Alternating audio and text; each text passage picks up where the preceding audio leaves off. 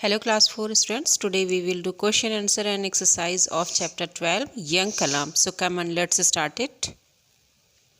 Comprehension में A part है. Take the correct answer. Sentence number 1.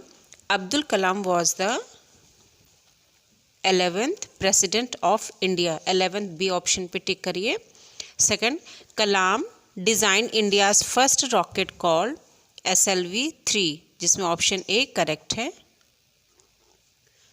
Number 3, Kalam ancestral house is in Rameswaram, इसमें B option आपका right है. Number 4, Kalam's boat ferried pilgrims between Rameswaram and Dhanushkodi, जिसमें आपका C option correct है. Number 5, Shamsuddin was Kalam's cousin, जिसमें आपका बी ऑप्शन करेक्ट है. आपका बी पार्ट है. Answer this question. Question number 1, what inspired Kalam to design a rocket? Note down the answer in copy. Young Kalam's passion for flying later inspired him to design India's first rocket. Young Kalam का जो fashion था flying करने का, उड़ने को लेकर, बाद में उसी से इंस्पायर होकर उन्होंने इंडिया का पहला रॉकेट डिज़ाइन किया था. Question number 2, What do you know about Kalam's ancestral house? आप कलाम के पैतृक निवास के बारे में क्या जानते हैं? Answer 2, Kalam lived with his family in their ancestral house on mosque street in Rameswaram. It was a small simple home built in the 19th century. Kalam अपनी फैमिली के साथ में अपने एंसेस्ट्रल हाउस में, जो कि रामेश्वरम में एक मॉस्क स्ट्रीट में था, वो एक स्मॉल और सिंपल सा घर था जो कि 19th सेंचुरी में बना हुआ था. Question number 3, how did Kalam's family loss their source of livelihood? इसका आंसर है, Kalam's family lost their source of livelihood when a violent cyclone destroyed their boat. Kalam की फैमिली ने अपना एकमात्र जो उनका जीवन यापन का साधन वो बोट थी, वो एक समुद्री तूफान में, भयानक समुद्री तूफान में वो बोट उनकी डिस्ट्रॉय हो गई थी, जिससे कि कलाम की फैमिली ने अपना एक जो उनका सोर्स ऑफ इनकम था वो खो गया था उनका. Question 4, how did Kalam help his family? ने उसके बाद कलाम ने अपनी फैमिली की हेल्प कैसे की थी? Answer, young Kalam help his family by selling tamarind seeds. He got one आना फॉर दिस. कलाम अपने फैमिली की हेल्प टैमरिंड सीड को सेल करके किया करते थे, जिसके लिए कि वो जो है एक आना उनको मिलता था.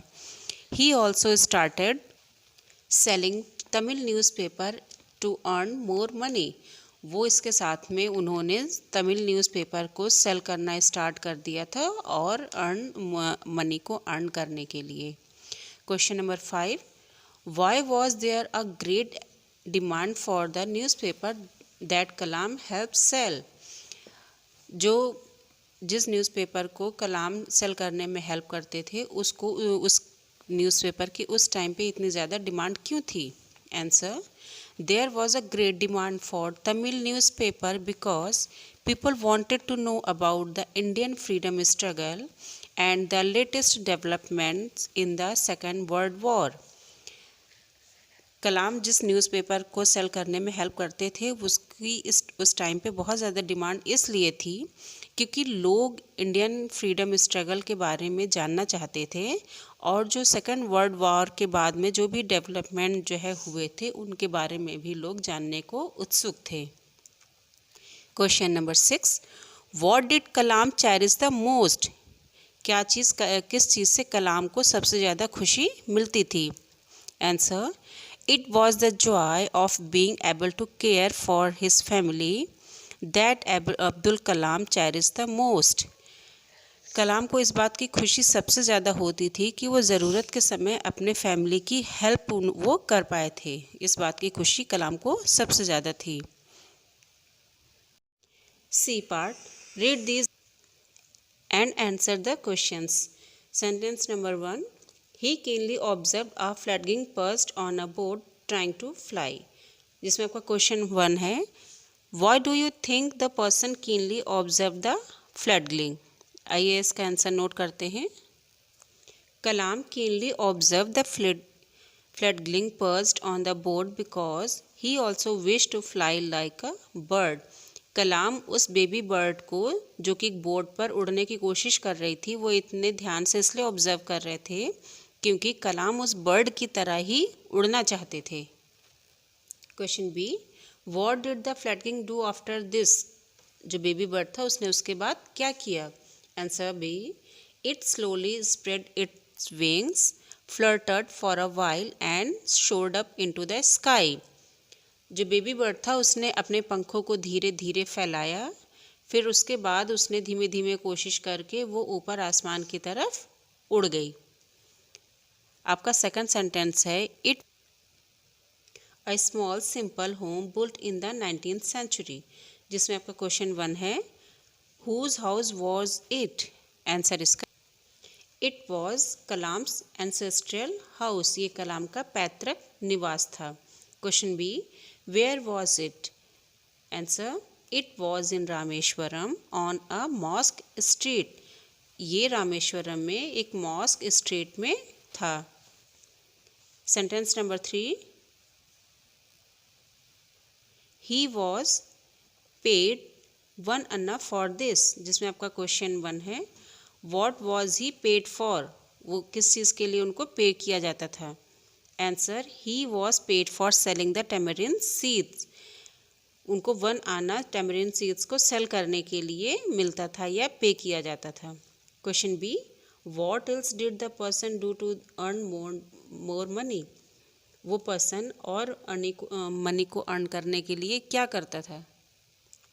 Answer, he also started selling Tamil newspaper to earn more money, उन्होंने उसके अलावा तमिल न्यूज़पेपर को भी सेल करना स्टार्ट किया और ज़्यादा मनी को अर्न करने के लिए। स्टूडेंट्स, आपका C part read these line complete हो गया है। अब हम वोकैबुलरी में आपका ई पार्ट है होमोनिम्स, जिसको कि हम कंप्लीट करेंगे। Homonyms are word that have the same spelling and pronunciation but different meanings. Homonyms students वो वर्ड्स होते हैं जिनकी की स्पेलिंग और प्रोनाउंसिएशन बिल्कुल सेम होते हैं लेकिन उनकी मीनिंग डिफरेंट होती है। एग्जाम्पल के लिए, the word fly can mean an insect और to move through the air. Example के लिए हम फ्लाई वर्ड लेते हैं जिसको कि हम फ्लाई, जिसको हम हिंदी में मक्खी कहते हैं, उसको कि हम एक इंसेक्ट के नाम से भी जानते हैं, और दूसरा कि हम लोग हवा में उड़ने को भी हम लोग फ्लाई वर्ड यूज़ करते हैं। So complete this sentence using words from the box. ये कुछ आपके वर्ड्स दिए गए हैं जिसको कि आपको यहाँ पर फिल करना है। तो आइए फिल करते हैं, जिसमें सेंटेंस 1 है, Seema does not know the time, she has lost her watch. और ये बी सेंटेंस है, Randhir likes to watch English film. आपने देखा कि ये वॉच दोनों सेंटेंस में नंबर 1 के ए और बी दोनों में वॉच भरा हुआ है, लेकिन इनके मीनिंग दोनों सेंटेंस में अलग होते हैं। पहले सेंटेंस में सीमा अपनी घड़ी खो दी है इसलिए वो टाइम नहीं जान पा रही है, यहाँ पर वॉच घड़ी के लिए यूज़ किया गया है। और बी सेंटेंस में वॉच मूवी देखने के लिए यूज़ किया गया है। आपके सेकंड सेंटेंस है द, आप इसमें ऑरेंज फिल करेंगे। Orange is not only juicy but also contains vitamin C. B का सेकंड का बी पार्ट है, Gita wore an orange sari for the wedding. Students, इस सेकंड सेंटेंस के ए और बी पार्ट में ऑरेंज फिल किया गया है, जिसमें पहले तो वो एक फ्रूट के नेम को बताता है, जबकि सेकंड में वो ऑरेंज एक कलर के रूप में कहा गया है। Number 3 sentence, Meena needed a string to tie the parcel. इसका बी सेंटेंस है, Asif always wears a tie to office. आप देख रहे हैं तो कि दोनों सेंटेंस में टाई वर्ड यूज़ किया गया है, लेकिन इनकी मीनिंग अपने अपने सेंटेंस में अलग है। पहले सेंटेंस में पार्सल को टाई मतलब बांधने के लिए यूज़ किया गया है, और दूसरे सेंटेंस में टाई जिसको कि एक ड्रेस के साथ में पहना जाता है ऑफिस जाने के लिए, वो यूज़ किया गया है। Number 4, a huge wave lash the shore. एक तेज़ हवा के पानी के बहाव ने, मतलब एक यहाँ पर जो है वेव को एक तेज पानी के बहाव से लिया गया है, और बी सेंटेंस है Anu and Arun always wave to their mother before they board the school bus. यहाँ पर वेव मतलब यहाँ पर हाथ हिलाना वर्ड के लिए यूज़ किया गया है, जिसमें कि आप जो है देख रहे हैं अनु और अरुण हमेशा जब स्कूल बस के लिए अपने घर से निकलते हैं तो वो अपनी मदर को वेव करके निकलते हैं। Number 5, Asha goes for a walk in the park near by. और इसका बी सेंटेंस है don't park the vehicle near the school. Students आप देख रहे होंगे सेंटेंस नंबर 5 में ए और बी दोनों में पार्क वर्ड यूज़ किया गया है, जिसका कि स्पेलिंग और प्रोनाउंसिएशन सेम है, लेकिन इनकी मीनिंग अपने अपने सेंटेंस में डिफरेंट है। 5 के ए में पार्क जो है एक प्लेस के लिए यूज़ किया गया है, जबकि सेकंड में वो गाड़ियों को पार्क मतलब कि जहाँ पर गाड़ियाँ हम लोग खड़ी करते हैं वो उसको पार करना बोलते हैं, उसके लिए यूज़ किया गया है। आपका ई वोकेबलरी आपका कंप्लीट हो गया है, जो कि होमोनिम्स था आपका। अब हम लिसनिंग में एफ पार्ट करेंगे। Listen to your teacher read and a paragraph and match this columns, जिसमें कि आपके कुछ ये साइंटिस्ट जो अलग अलग फील्ड के साइंटिस्ट के नेम दिए गए हैं और ये फील्ड दिए गए हैं, जिसमें कि आपको इसको इन साइंटिस्ट को उनके करेक्ट फील्ड के साथ में मैच करना है। तो आइए मैच करते हैं। नंबर 1 पे है एस्ट्रोनॉमर। एस्ट्रोनॉमर किसको कहते हैं? एस्ट्रोनॉमर को आप बीज के साथ में मैच करेंगे। अ scientist who studies the stars and the planets. जो साइंटिस्ट स्टार्स और प्लैनेट्स के बारे में स्टडी करते हैं वो होते हैं एस्ट्रोनॉमर। तो नंबर 1 को हम लोग बी के साथ मैच करेंगे। सेकंड है एकोलॉजिस्ट। एकोलॉजिस्ट को हम लोग मैच करेंगे ई के साथ में। अ scientist who studies the environment. जो एनवायरनमेंट की स्टडीज़ करते हैं वो होते हैं इकोलॉजिस्ट। नंबर 3 है बॉटनिस्ट। नंबर 3 बॉटनिस्ट को हम लोग नंबर ए के साथ में अ साइंटिस्ट हु स्टडीज़ प्लांट्स। जो प्लांट्स की स्टडीज़ वनस्पतियों की जो स्टडीज़ करते हैं वो होते हैं बॉटनिस्ट। नंबर 4 है जूलॉजिस्ट।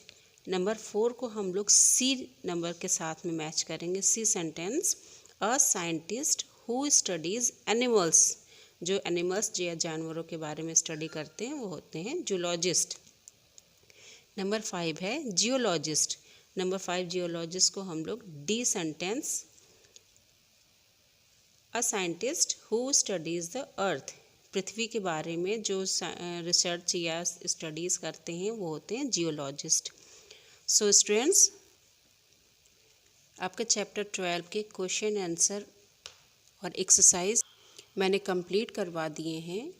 इसका रीडिंग पार्ट मेरे चैनल पर ऑलरेडी अपलोडेड है, जिसकी लिंक मैं आपको डिस्क्रिप्शन बॉक्स में डाल दूँगी, जिससे कि आपको वो चैनल ढूंढने में और वीडियो ढूंढने में आसानी होगी। सो स्टूडेंट्स, मेरे चैनल को लाइक शेयर और सब्सक्राइब ज़रूर करिए। Thank you so much.